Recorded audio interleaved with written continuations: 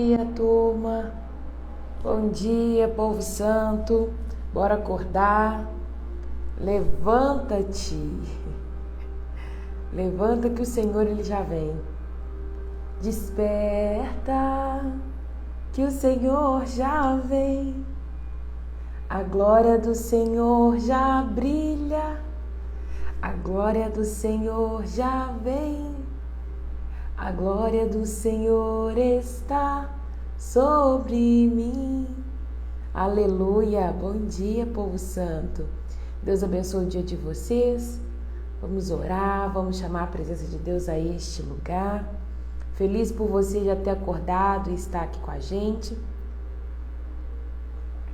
Convide ao Senhor a fazer parte do seu dia, a te direcionar diante de tudo aquilo que você precisa, em nome de Jesus.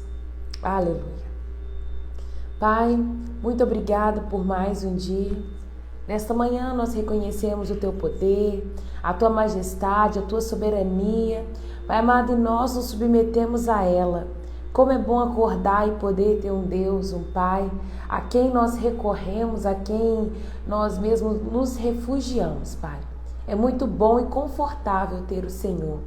Nesta manhã nós queremos mesmo inclinar o nosso coração ao Senhor e pedir fala conosco, Pai. Esta é a tua palavra e este é mais um dia que o Senhor já fez. Então ministra, Pai, sobre nós, nos conduza na leitura deste livro. Hoje nós damos início a mais um livro, Pai. E eu te peço que o Senhor manifeste o teu querer e a tua vontade. Que nós possamos ter revelação desta palavra e que esta palavra que é a semente, ela possa cair numa terra fértil que é o nosso coração, Pai.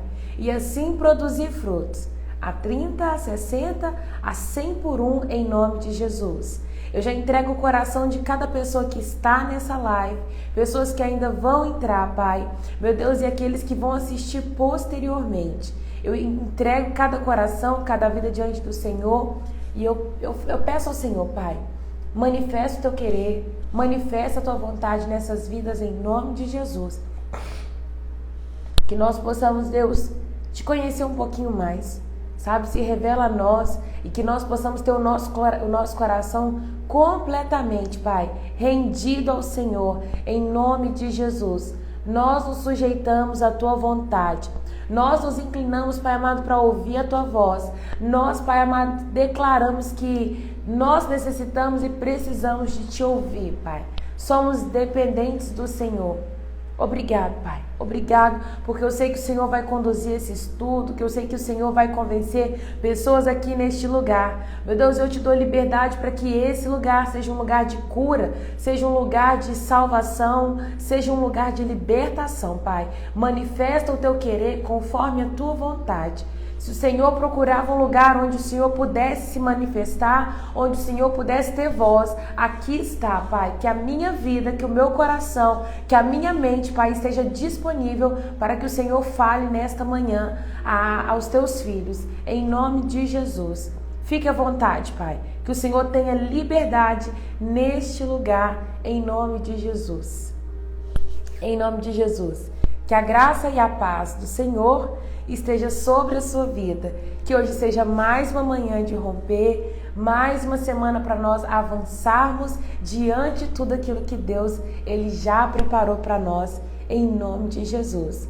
Bom dia, Lulu. Bom dia, Jo. Bom dia, Robertinha. Bom dia, Suelen, Renata.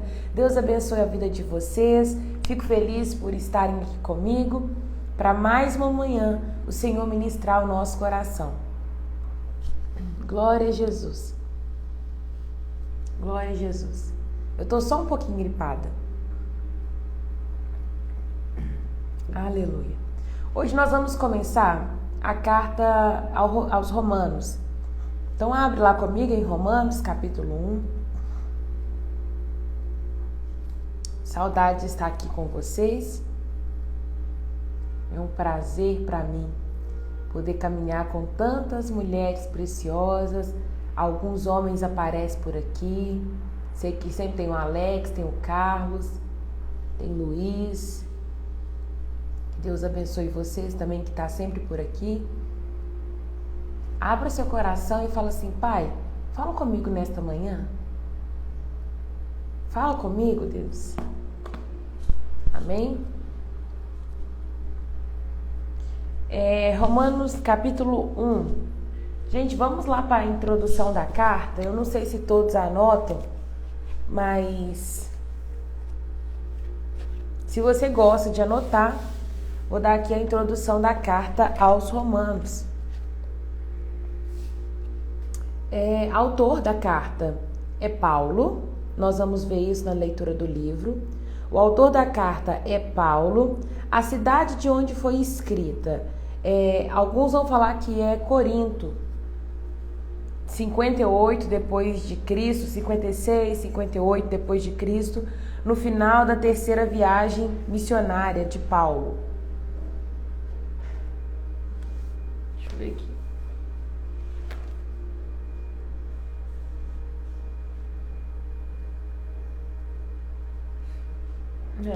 Corinto, tá? Local escrito é a cidade de Corinto. E tem na outra Bíblia, na King James, vai dar uma introdução dizendo o seguinte: aprendemos a partir de Atos. Deixa eu colocar aqui, é muito livro.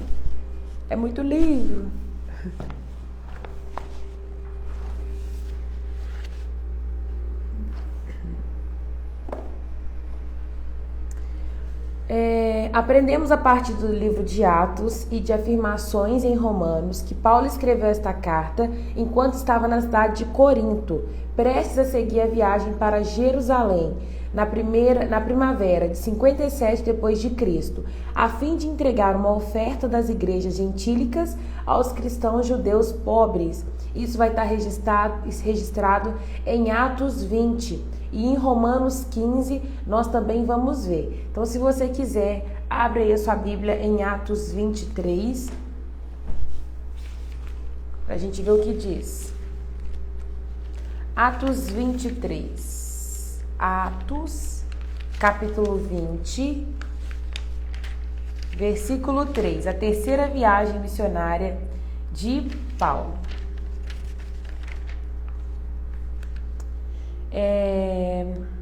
Enquanto estava lá, encorajou os discípulos em toda a cidade por onde passou, e desceu à Grécia, onde ficou por 3 meses.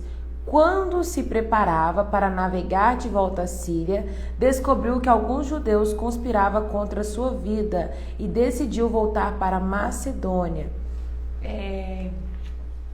E tem Romanos 15, do 25 ao 29.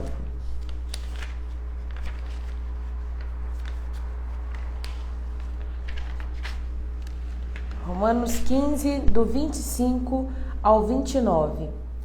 Antes de visitá-lo, porém, devo ir a Jerusalém para servir ao povo santo de lá, pois os irmãos da Macedônia e da Acaia juntaram de boa vontade uma oferta para os pobres entre o povo santo em Jerusalém. Ficaram contentes em fazê-lo, pois se sentem devedores deles, porque os gentios receberam as bênçãos espirituais das boas novas dos irmãos de Jerusalém. Considerem no mínimo o que podem retribuir ajudando financeiramente. Assim que eu tiver entregado dinheiro e completado essa boa ação dos gentios, irei à Espanha visitar vocês de passagem. E eu estou certo de que quando for, Cristo abençoará ricamente o nosso tempo juntos. Então, antes de escrever, o cenário que Paulo escreve a carta aos Romanos, ele estava em Corinto. Ele fala que ele precisava descer em Jerusalém para entregar uma oferta que aquele povo tinha preparado para os judeus que estavam lá em Jerusalém. E ele disse que depois ele iria para Roma. Quando Paulo ele escreve essa carta, ele ainda não conhecia a igreja de Roma, ele não tinha tido contato físico com aquela igreja, mas ele já sabia do amor que aquela igreja tinha pelo Senhor Jesus, e Paulo escreve uma carta ali com princípios elementares, com fundamentos, com doutrina, ensinando aquela igreja alguns pontos muito importantes. O contexto histórico. Todos os escritos de Paulo nasceram de um trabalho missionário pastoral e focalizavam nos problemas e necessidades das igrejas. O livro de Romano pertence também a esse gênero, mas é o menos de expor a mensagem das boas novas, o evangelho. Ele discutiu a essência do pecado, a salvação realizada na cruz e a união do cristão com Cristo. O modo como o Espírito Santo atua no cristão para promover santidade, o lugar do povo judeu no plano de Deus, as coisas futuras e ética ou a vida cristã. Embora o apóstolo não tenha escrito Romanos com uma teologia sistemática, a sua exposição relativamente ordenada tem sido a fonte para desenvolvimento dessa disciplina. Qual disciplina? A forma como o Espírito Santo atua, a doutrina de salvação, promover santidade para as pessoas, o plano de Deus, coisas futuras, tudo isso. As origens das igrejas domiciliares em Roma é desconhecida. A fundação da igreja romana retrocede provavelmente aos visitantes vindos de Roma, tanto judeus quanto convertidos ao judaísmo, que vieram a Jerusalém no Pentecoste, de Atos 2:10. Muitos desses visitantes se converteram ao cristianismo, sendo que muito provavelmente algum deles era de Roma. Em Atos 18, Lucas vai mencionar Áquila e Priscila, que haviam deixado Roma em razão da ordem do imperador Cláudio, para que todos os judeus deixassem a cidade. Deixa eu ver aqui, o propósito dessa carta. O propósito de Paulo ao escrever Romanos pode ser identificado a partir de suas declarações diretas no texto e deduzido a partir do conteúdo. Ele escreveu expressamente que desejava contribuir para o fortalecimento dos cristãos de Roma. Paulo pediu oração em favor da difícil tarefa que ele tinha pela frente e que pudesse ir vê-lo breve. O apóstolo esperava atrair o apoio das igrejas romanas para uma missão no Ocidente. Tudo isso a gente vai ver lá no capítulo 15. É isso. Da King James já foi. Deixa eu ver se tem alguma coisa interessante aqui nesse aqui outro. Palavra-chave que nós vamos ver nesse livro: justiça, justificação e salvação. O tema é justificados em Cristo, o plano de Deus para a salvação do homem. Então você que tem anotado, em resuminho o livro foi escrito por Paulo, para a igreja em Roma, por 56, 58 depois de Cristo. O tema é justificação em Cristo, o plano de Deus para salvar o homem. Só que quando a gente vai chegar lá no capítulo 16, nós vamos ver que Paulo tinha dificuldade para escrever, de fato escrever essa carta. E quem escreve a carta para ele é Tércio. Da mesma forma que nós lemos Apocalipse e vimos que Apocalipse, o autor é Jesus, mas quem escreve é João, aqui nós vemos a carta de Romanos sendo escrita por Tércio, porém o autor é Paulo. E aí Paulo vai dar agora as credenciais, a introdução ao livro, e nós vamos tratar agora no livro de Romanos a doutrina da salvação.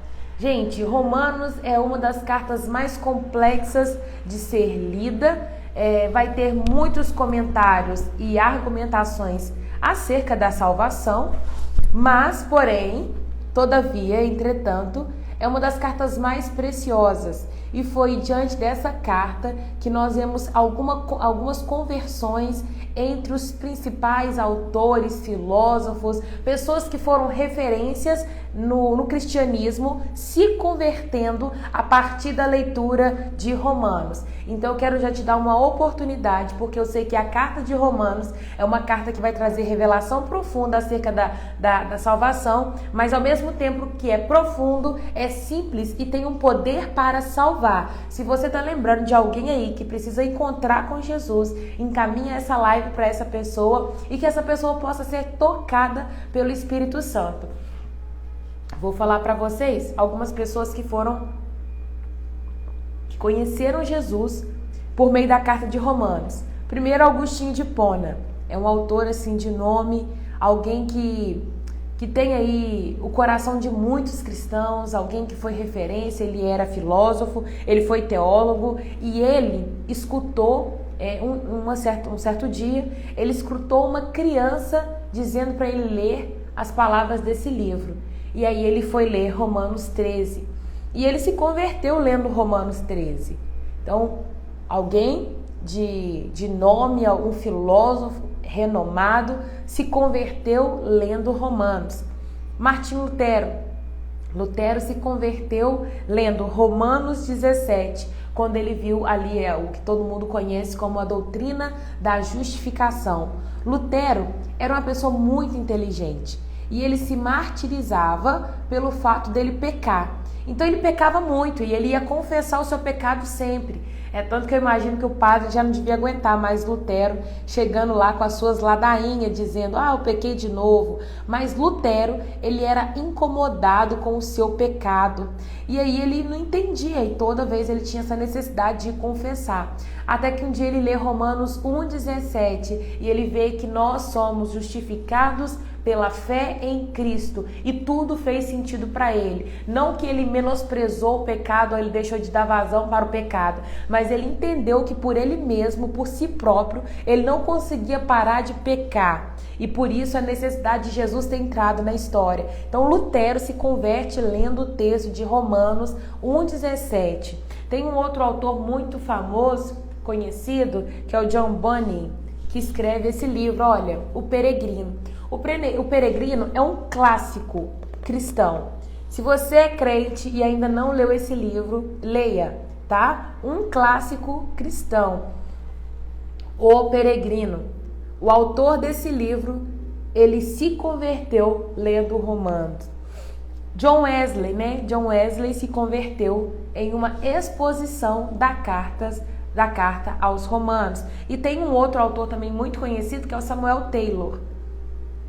Esse autor, ele é muito famoso e ele precisava ler muitos livros diante das obras que ele escrevia. Samuel Taylor.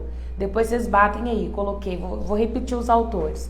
O Samuel, ele fala e declara um escritor muito famoso e ele falou que um dos livros mais profundos que ele já tinha lido era Romanos. Então, a carta de Romanos, tem também o filme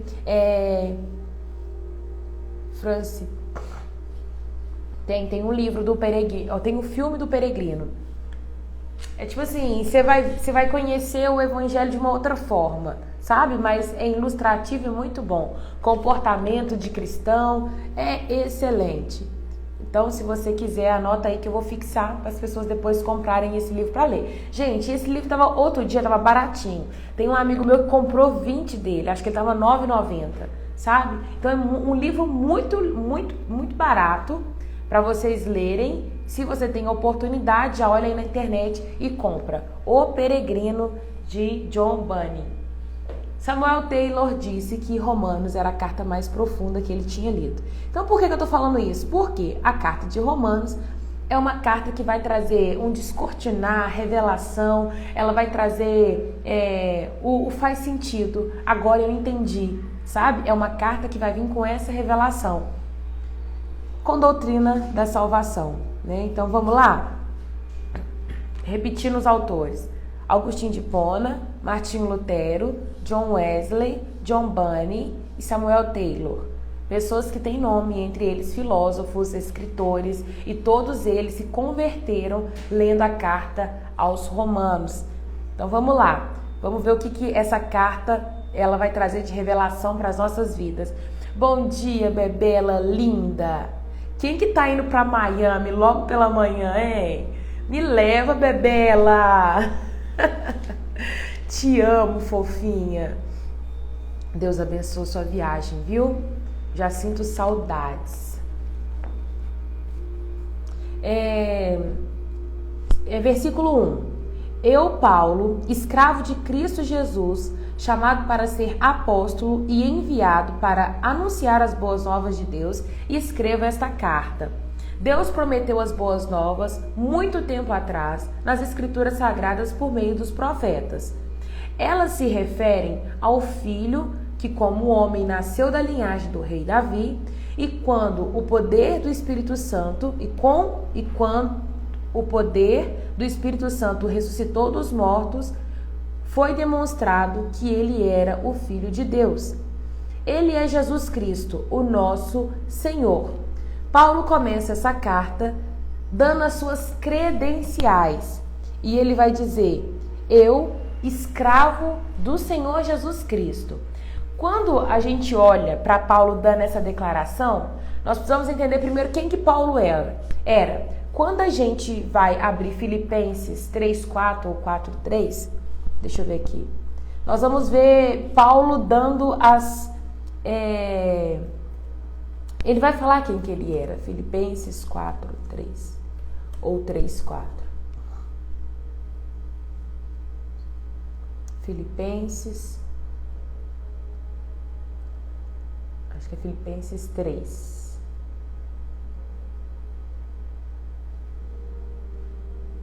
No Filipenses 3, capítulo 3, versículo do 4 em diante, Paulo vai falar quem que ele era. Ainda mais eu, circuncidado ao 8º dia, da linhagem de Israel, da tribo de Benjamim, hebreu de hebreu, segundo a lei fui fariseu, segundo o zelo, perseguidor da igreja, segundo a justiça que há na lei, irrepreensível. Mas o que para mim era ganho, reputei como perda. Nós vemos em Filipenses 4, Paulo dando as credenciais de quem ele era. Bom dia, Cacauzinha, sua linda. Deus te abençoa.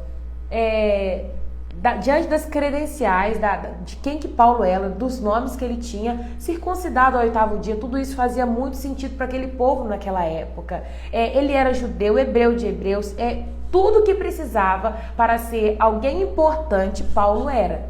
Ele era fariseu, alguém que ocupava um cargo depois de estudar muito. Poucos chegavam nesse ponto de ser fariseu, havia uma seleção absurda. A pessoa tinha que aprender e decorar o Velho Testamento, o Pentateuco todo.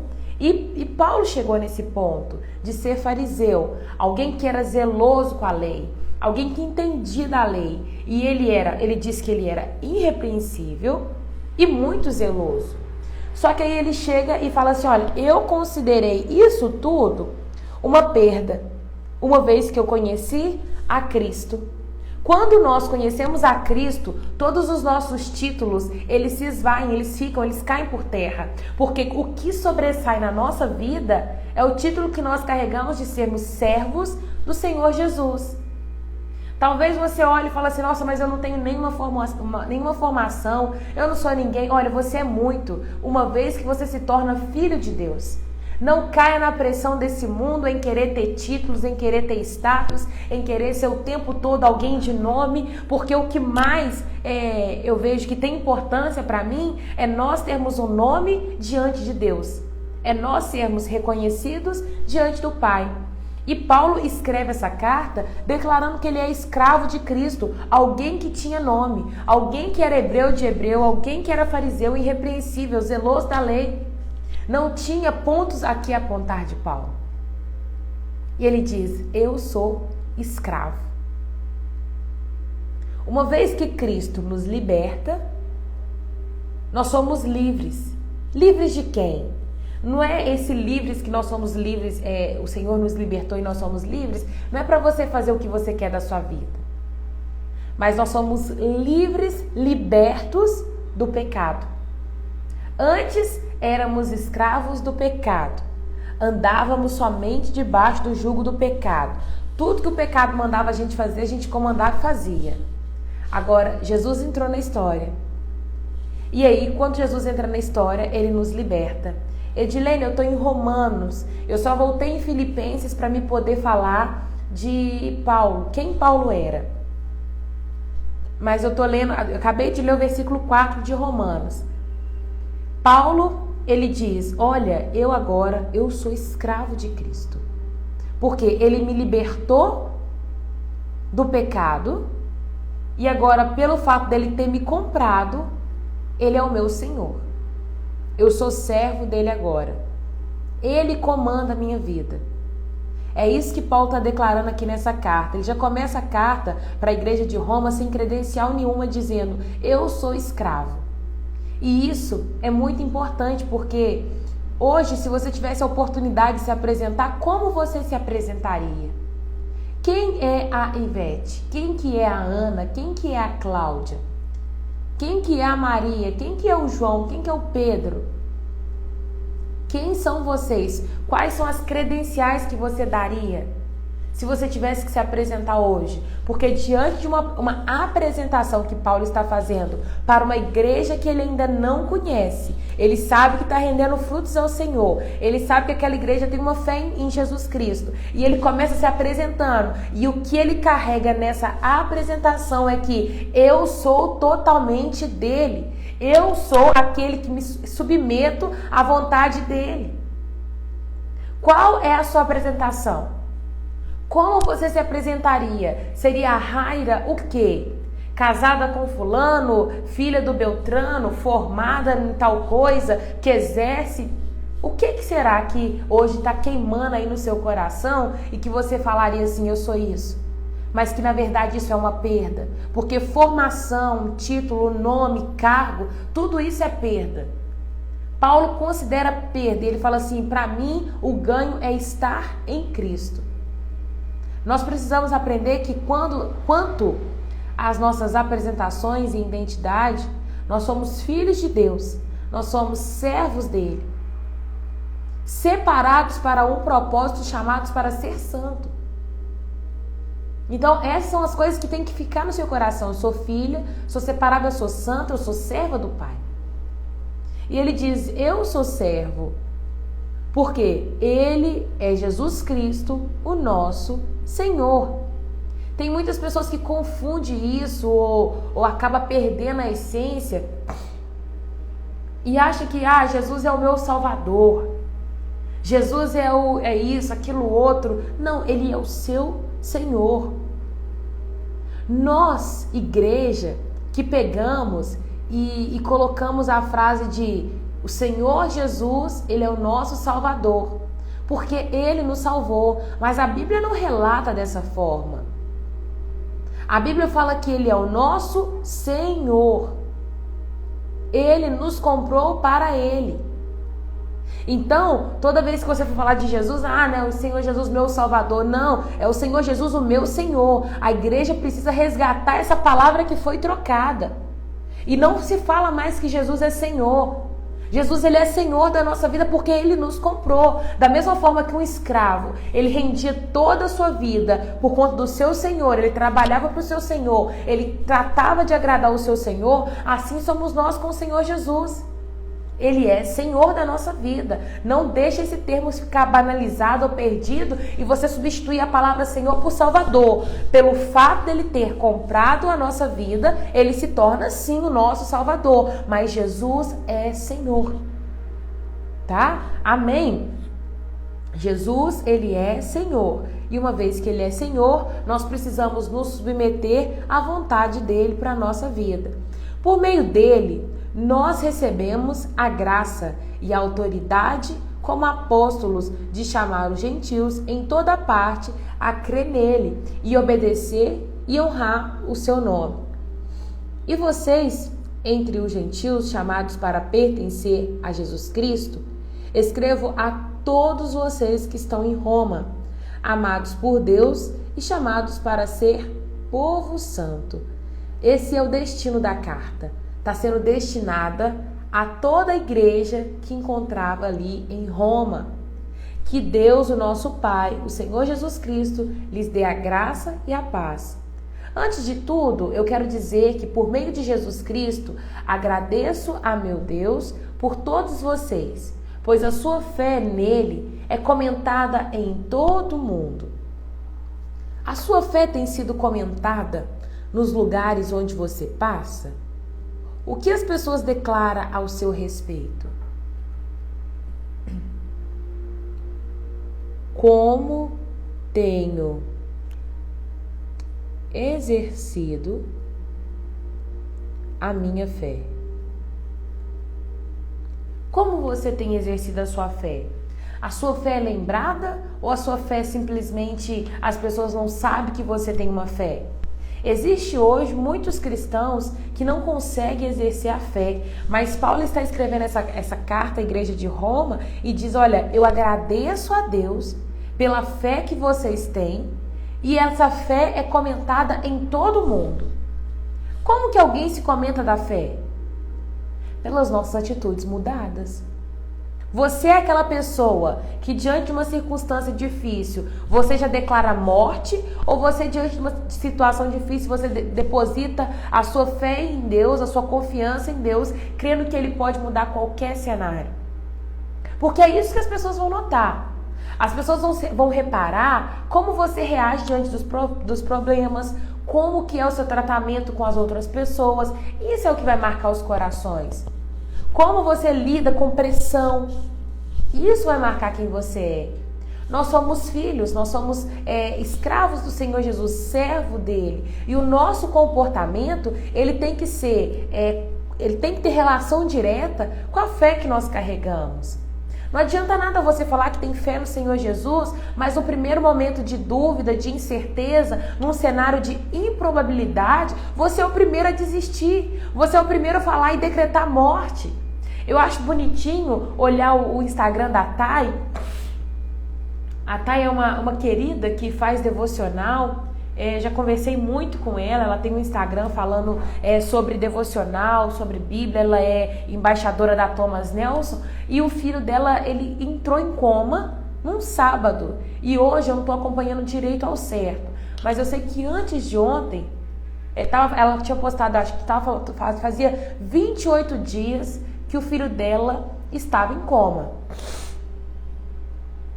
E diante desse cenário, quando você abre o Instagram da Thay, você vai ver que ela só posta versículo de força, de encorajamento, esperando o meu milagre, vivendo, gerando um grande testemunho. Você vê esperança no coração dela. Ela não sabe o que está esperando o filho dela no dia de amanhã ou hoje à tarde. Mas ela escolheu confiar. Ela escolheu testemunhar de um Deus que pode fazer todas as coisas. E às vezes você está olhando para a sua vida e o seu problema é uma conta para pagar. E você está ali sem dinheiro para pagar essa conta e você está temendo porque o cenário é de improbabilidade. Talvez o seu cenário é de alguém da sua casa está com pneumonia, alguém da sua casa não está conseguindo respirar, está respirando por aparelho. Sabe? Como você tem reagido com o cenário de dificuldade, de improbabilidade? Uma vez que nós conhecemos o Senhor Jesus, a nossa fé tem que ser diferente. E como você mostra que a sua fé é diferente? Reagindo de forma diferente. Sabe? Seja você aqueles que vão gerar vigor e ânimo para outras pessoas.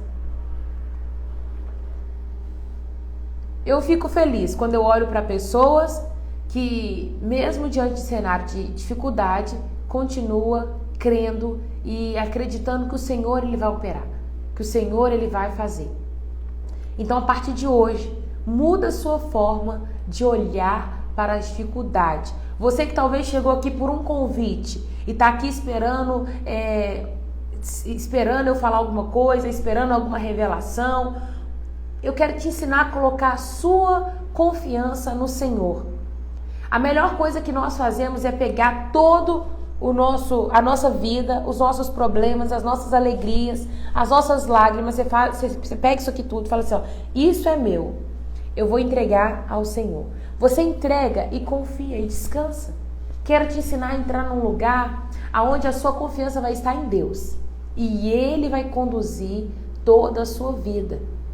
Os médicos não têm poder de determinar nada. Sabe, o seu patrão ele não tem poder de determinar nada. Quem abre e fecha a porta de um trabalho é o Senhor Jesus.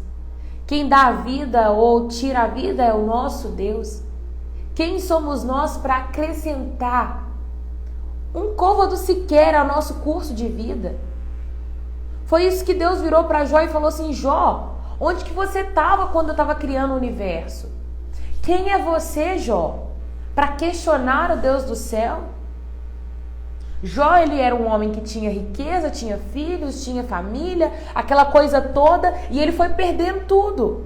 Ele perdeu os filhos, ele perdeu as ovelhas, os gados, a casa, e ainda o seu corpo lotou de lepra. E Jó vivia num cenário horroroso, que era um cenário de doença, de falta, de necessidade, e ele começou a questionar e falar: Deus, eu não aguento mais, Deus me leva, Deus por quê? Tem gente que está nesse ponto hoje, questionando Deus um tanto de porquê. Olha, escolha confiar. Deus vira para você e fala assim: quem é você para questionar o Deus do céu? Quem é você para acrescentar um dia sequer no seu curso de vida?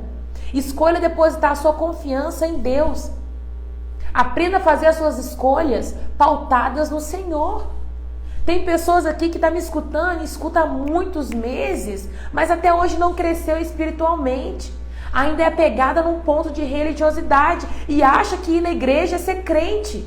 Larga a mão de pensar que ir na igreja é ser crente. Ser crente é você acreditar na Bíblia. Crente até o diabo é, porque ele tem fé em Deus. Mas ser um cristão verdadeiro é aprender a ter a sua vida pautada nas Escrituras. É você acreditar que Jesus ele é muito mais importante que a sua família. Que Jesus é muito mais importante que o seu filho querido. Que obediência é importante para ter uma vida em santidade. Que tem coisas que você abre por legalidades minúsculas. Aprenda a ter uma vida confiante no Senhor Jesus. Não adianta nada você ir na igreja no domingo, sendo que na segunda você não consegue confiar que Ele vai prover na sua vida. Quando no primeiro cenário que o médico fala, essa doença não tem nada para a gente reverter essa doença. E aí você acredita naquilo que o médico falou e você fala assim: nossa, o que eu vou fazer agora? Isso não é ser crente. Isso não é ser um cristão. Um cristão confia, um cristão se entrega, um cristão abre mão, um cristão é obediente, um cristão tem relacionamento com a Bíblia. Lê a palavra de Deus every day, todos os dias. Isso é ser cristão. E não é só ler por ler, não. É ler e ter relacionamento com ela e falar: Deus, o que o Senhor quer falar comigo hoje? Até quando vocês vão viver nesse ponto? De andar numa linha de desobediência. Gente, a desobediência, ela abre brecha para o diabo agir na nossa vida. Como, Raira? Olha, se eu virar para você e falar assim: olha, eu estou confiando esse lápis a você, pega esse lápis e coloque abaixo da minha Bíblia. E você pega e coloca esse lápis em cima da minha Bíblia, isso é desobediência. E desobediência abre brecha. Você é ou não um filho? É ou não um cristão? Os comandos que você recebe, eles têm que ser exercidos com totalidade. Se Deus te manda, me espera aqui nesse ponto, se você sai, você desobedeceu. Escolha ser obediente ao Senhor Jesus Cristo. Verdade, eu vivi isso quando a minha filha de 36 anos sofreu um AVC e saiu sem sequelas nenhuma, graças a Deus. O Senhor deu a ela nova oportunidade. Agradeço todos os dias. Glória a Deus, Edilene, pela vida da sua filha. E mais glória a Deus ainda pela sua confiança no Senhor Jesus Cristo. Creia somente. A sua fé tem sido comentada no mundo inteiro? A forma como você reage tem incomodado o inferno? Ou você age como qualquer outra pessoa? Para e pensa isso. Escreve isso aí no cantinho e depois você responde. Como tenho exercido a minha fé? A igreja de Roma tinha uma fé que era comentada no mundo inteiro. O Deus a quem eu sirvo em meu espírito, anunciando as boas novas a respeito do Filho, sabe como nunca deixo de me lembrar de vocês. Versículo 10. Em minhas orações, sempre pedindo, se for a vontade de Deus, uma oportunidade de ir vê-los. Desejo muito visitá-los, a fim de compartilhar com vocês alguma dádiva espiritual que nos ajude a se fortalecer. Quando nos encontrarmos, quero encorajá-los na fé. E também quero ser encorajado pela fé de vocês. Fabi, nós estamos lendo Romanos. Eu acabei de ler o versículo 12. Paulo está dizendo o seguinte: quando eu for ver vocês, eu quero ser encorajado pela fé de vocês e eu quero encorajar vocês também. Esse é outro ponto que nós cristãos precisamos ter enraizado dentro do nosso coração. Que onde nós chegarmos, nós precisamos encorajar outras pessoas a ter uma fé firmada em Cristo. A falar, olha, fica firme, vai dar certo. Aconteceu comigo, pode acontecer com você. Sabe? Que a sua fé hoje seja acrescida em nome de Jesus. Quero que saibam, irmãos, que muitas vezes eu planejei visitá-los, mas até agora eu fui impedido. Mas meu desejo é trabalhar entre vocês e ver os frutos espirituais, como tenho visto entre outros gentios, pois sinto grande obrigação, tanto para com os gregos quanto para os bárbaros, tanto para os que são instruídos como os não instruídos. Por isso, aguardo com expectativa para visitá-los, a fim de anunciar as boas novas também a vocês em Roma. Lembra que eu falei no início do nosso estudo que Paulo ainda não tinha ido visitar a igreja de Roma, ele não conhecia aquela igreja. E ele escreve esta carta porque ele fica sabendo dos irmãos que estavam se formando ali na igreja de Roma. E ele envia essa carta com os princípios básicos da salvação. Pois não me envergonho das boas novas a respeito de Cristo, que são o poder de Deus em ação para salvar todos os que creem, primeiro os judeus e também os gentios. As boas novas revelam como Deus nos declara justo diante dele, o que do começo ao fim é algo que se dá pela fé. Como dizem as escrituras, o justo viverá pela fé. Esse versículo, ao povo que está aqui, é muito conhecido. O justo viverá pela fé. Tem outras traduções que diz: o meu justo viverá pela fé. Aqui, gente, esse versículo é um versículo muito conhecido, o 17, que vai ensinar para nós que a salvação, a justificação, só se dá por meio da fé. Esse versículo acaba e anula todos aqueles que diz: se eu for bonzinho, se eu praticar boas obras, eu serei salvo, porque a vida toda, aquele fulano ali, ele fez boas obras, ele era bondoso, ele ajudava os pobres. Ninguém é salvo por obras, ninguém é salvo por ajudar o necessitado, ninguém vai entrar no céu sendo bonzinho, não é esse o passaporte para entrar no céu. Ele está dizendo que ele declara justo todos aqueles que têm fé em Jesus Cristo. Então, somente pela fé nós somos salvos. Somente a fé. Somente a fé. Toda vez que alguém te perguntar o que eu faço para me ser salvo, talvez você está se perguntando aí: será que eu sou salvo? Eu peco muito. Somente pela fé você pode ser salvo. Então você precisa crer em Jesus, que ele morreu em seu lugar, que ele levou sobre si pecado e hoje você tem vida nele, porque você acreditou nesse sacrifício que ele fez. Então o passaporte para a salvação é a fé. Somente a fé em Jesus te justifica. Por quê? Porque nós pecamos todos os dias. E talvez você está aí com a sua mente pesada, pensando assim: nossa, eu cometi pecado ontem, Deus vai acabar comigo, vou para o inferno, não tem vez para mim, não consigo parar de pecar. Olha, ser santo não é viver sem pecado. Ser santo é você reconhecer que pecou e que precisa mais uma vez ser justificado por Cristo, ter esse sangue derramado sobre a sua vida. E eu vou te explicar uma coisa e te ensinar. Espero que nunca mais você se esqueça. Satanás, ele é o maior acusador de todos os tempos. Toda vez que você peca, filha, Deus te abençoa. Vá, faça um dia excepcional, tá? Tenha um bom dia, que Deus abençoe o seu trabalho, em nome de Jesus, viu? O diabo, ele vai nos acusar o tempo inteiro. Ele é um excelente acusador. Então, se você pecou, às vezes você fica com vergonha. E essa vergonha te impede de você chegar diante de Deus.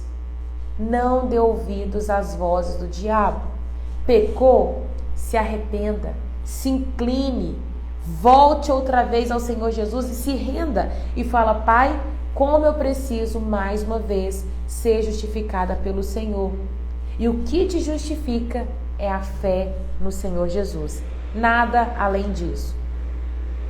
Assim, Deus mostra do céu a sua ira contra todos que são pecadores e perversos, que por sua maldade impede que a verdade seja conhecida. Sabem a verdade a respeito de Deus, pois ele tornou evidente. Por meio de tudo que ele fez desde a criação do mundo, podem perceber claramente seus atributos invisíveis, seu poder eterno e a sua natureza divina. Portanto, não tem desculpa alguma. Sim, eles conheciam algo sobre Deus, mas não o adoraram e nem lhe agradeceram. Em vez disso, começaram a inventar ideias tolas e com isso a sua mente ficou obscurecida e confusa. Quem são esses? Os pecadores, os perversos, que a maldade impede eles de conhecer a verdade. Esses têm a mente confusa e obscurecida. Dizendo-se sábios, tornaram-se tolos. Trocaram a grandeza do Deus imortal por imagens de seres humanos mortais, bem como aves, animais e répteis. Por isso, Deus os entregou aos desejos pecaminosos de seu coração. Com resultado, praticaram entre si coisas desprezíveis e degradantes com seu próprio corpo. Trocaram a verdade sobre Deus pela mentira. Desse modo, adoraram e serviram coisas que Deus criou em lugar do Criador, que é digno de louvor eterno. E até hoje nós vemos isso acontecendo. Pessoas que trocam coisas que Deus criou por Ele, que é o Criador de todas as coisas. Toma cuidado com isso, viu? Por isso, Deus os entregou aos desejos vergonhosos. Até as suas mulheres trocaram sua forma natural de ter relação sexual por prática não natural. E os homens, em vez de ter relações sexuais normais com as mulheres, arderam de desejos uns pelos outros. Aqui é a homossexualidade, né? Homens praticavam atos indecentes com outros homens e, em decorrência desse pecado, sofreram em si mesmo o castigo que mereciam. Uma vez que consideraram que conhecer a Deus era algo inútil, o próprio Deus os entregou a um inútil modo de pensar, deixando que fizessem coisas que jamais deveriam ser feitas. A vida deles se encheu de toda espécie de perversidade, pecado, ganância, ódio, inveja, homicídio, discórdia, engano, malícias e fofoca. Espalham calúnias, odeiam a Deus, são insolentes, orgulhosos e arrogantes. Inventam novas maneiras de pecar e desobedecem seus pais. Não têm entendimento, quebram suas promessas, não mostram afeição e nem misericórdia. Sabem que, de acordo com a justiça de Deus, que praticam essas coisas merecem morrer, mas ainda assim continuam a praticá-las. E o que é pior, incentiva outros a também fazer. A ira de Deus é contra o pecado. Não pense você que Deus se ira contra você, Deus se ira contra o pecado. E se você escolhe viver uma vida de pecado, a ira de Deus vem sobre você. Mas se você fala: Deus, eu creio em Ti e eu escolho viver uma vida de santificação, você é justificado dia após dia em Deus, tá? Em Deus. Santo é aquele que reconhece que pecou e vai na cruz e se lava todos os dias. Tá bom? Assim nós terminamos o capítulo 1. Aqui nós vemos um versículo-chave, que é o versículo 17. Todos nós somos salvos pela fé e não pelas obras. Porém, Tiago vai dizer que a fé sem obras é morta. Como você mostra que você tem fé? quando você muda as suas atitudes. Né? Se você diz que tem fé no Senhor Jesus Cristo, mas no primeiro cenário que alguém te dá um laudo de uma doença, de um cenário de morte, você não reage como alguém que acredita que a vida pode existir em você, ali você não mostrou pelas suas obras que você tem fé. O cenário de quem tem fé é: eu tô doente, o cenário é morte, mas Deus pode gerar vida. Esses são os que confiam em Deus, viu? Deixa eu ler aqui um comentário. Como é bom servir a Deus, sentir a sua presença, confiar nele nos momentos difíceis. Isso nos dá paz. Verdade, Neide. Isso alegra o nosso coração, né? Amém. Escolha confiar nessa manhã. Tem alguém que está assistindo essa live que ainda não aceitou Jesus como seu Senhor e gostaria de fazer isso nesta manhã? Se você quer, você vai escrever assim: Senhor Jesus, eu te aceito como único e suficiente Senhor. Declara que Ele é Senhor na sua vida e Ele vai te salvar. Repete o livro e o capítulo, por favor. Nós lemos Romanos, capítulo 1. Finalizei agora o último versículo, que era o 32. Tá? Romanos, capítulo 1. Se você perdeu, Lise, a introdução, hoje eu falei sobre o livro de Romanos, dei a introdução sobre o autor, sobre o tema, propósito, sabe? É uma carta que vai defender a doutrina da salvação. Raira, moro com uma pessoa há 11 anos. Não sou casado, tenho vontade de pregar, mas meu pastor não permite. Sei que tenho que me casar, mas meu esposo não quer. Tô pecando. Rosângela, é um cenário muito difícil mesmo, porque para mim é fácil falar, mas só você que vive sabe o que é. Mas o meu conselho para você é: procure de alguma forma consertar essa situação. Ore, jejue, pague preço, peça ao Senhor para tocar no coração do seu marido. Eu tinha uma amiga muito preciosa que ela tá com um companheiro dela tem muitos anos. E ela vivia falando: preciso casar, preciso casar. Quando foi na quinta-feira passada, eles marcaram a data do casamento. Isso alegrou muito meu coração, porque só quem vive dentro desse cenário sabe como é que é. Mas de fato, não escolha viver em pecado. Converse com ele, explique para ele a sua fé. E no último caso, se for necessário, você fala assim: olha, não posso continuar com você dessa forma. Entende? Pois é, explica tudo isso para ele. Fala que você tem um interesse em fazer a obra e tal, e tal, e tal. E espero que ele entenda. Tem alguém que está afastado dos caminhos do Senhor e gostaria de voltar hoje? Você vai escrever: Senhor Jesus, eu quero voltar. E eu vou orar por vocês. Amém? Gente, a carta de Romanos é uma carta que traz muita revelação. E a revelação de hoje é: somos salvos somente pela fé. Somente pela fé. Então entenda que nada que você fizer, nenhuma boa obra, vai te fazer ser salvo, a não ser a sua fé em Jesus Cristo. Somente isso salva, tá? Todo mundo aqui é salvo? Então você escreve: eu sou salvo. Escreve aí: eu sou salvo. Coloca a mão no seu coração, logo em seguida, quero orar por vocês. Senhor Jesus, muito obrigado por esta palavra, que ela possa germinar em nosso coração.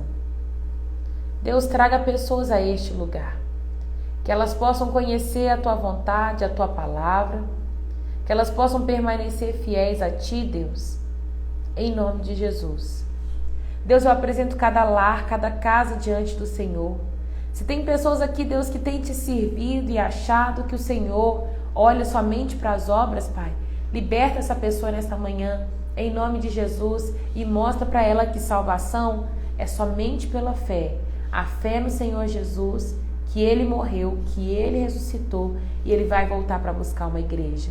Deus, eu entrego cada marido nas Tuas mãos, Entrego a vida da Rosângela diante do Senhor, a situação que ela leva em casa, Pai. Ela sabe que está pecando, ela sabe que precisa corrigir, mas o marido não a ajuda. Meu Deus, pelo poder que há no seu nome. Meu Deus, pela misericórdia que o Senhor carrega. Meu Deus, dá essa bênção para Rosângela. Toca na vida do marido dela agora, Pai. Convença ele de andar num caminho reto, em nome de Jesus, Deus. Eu te peço isso com todo amor, com todo carinho, pelo amor e afeto que eu tenho pela vida da Rosângela, Pai. Atende o pedido dessa mulher, Deus. Em nome de Jesus, livra ela de toda condenação, de todo o peso do pecado, Pai. Em nome de Jesus, ensina pessoas aqui, Deus, a confiar no Senhor, a entregar em totalidade, em verdade e descansar em Ti, Pai. É muito fácil a gente falar que acredita no Senhor, quando na verdade as nossas ações e obras não demonstram isso, Pai. Nesta manhã eu escolho confiar em Ti. Eu entrego a vida do meu irmão diante do Senhor e espero que nesse momento ele esteja fazendo a mesma oração, que ele escolhe confiar em Ti. Deus, sonda o mais profundo do nosso coração. Endireita as nossas veredas, Pai. Se há algum caminho mau, que o Senhor possa consertar, em nome de Jesus. Muito obrigado por mais essa oportunidade.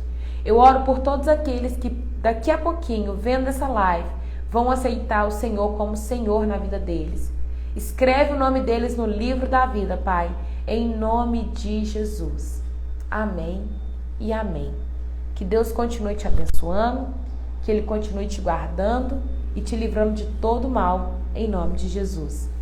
Escolha a melhor parte, que é viver aos pés do Senhor Jesus. Tá? Em nome de Jesus. Amém. Aleluia. Aleluia. Glória a Jesus. É isso, estava lendo os comentários. Deus abençoe cada um de vocês que tem participado comigo. Convide alguém, sabe, para estar aqui amanhã com a gente. Deus te abençoe, viu, Soninha? Que bom que você chegou, né, Lari? Chegou no amém, mas chegou. Fico feliz. Amanhã eu te espero aqui cedinho pela manhã, tá? Um beijo, Juliana. Deus te abençoe. Beijo, um queijo e até amanhã, se Deus quiser.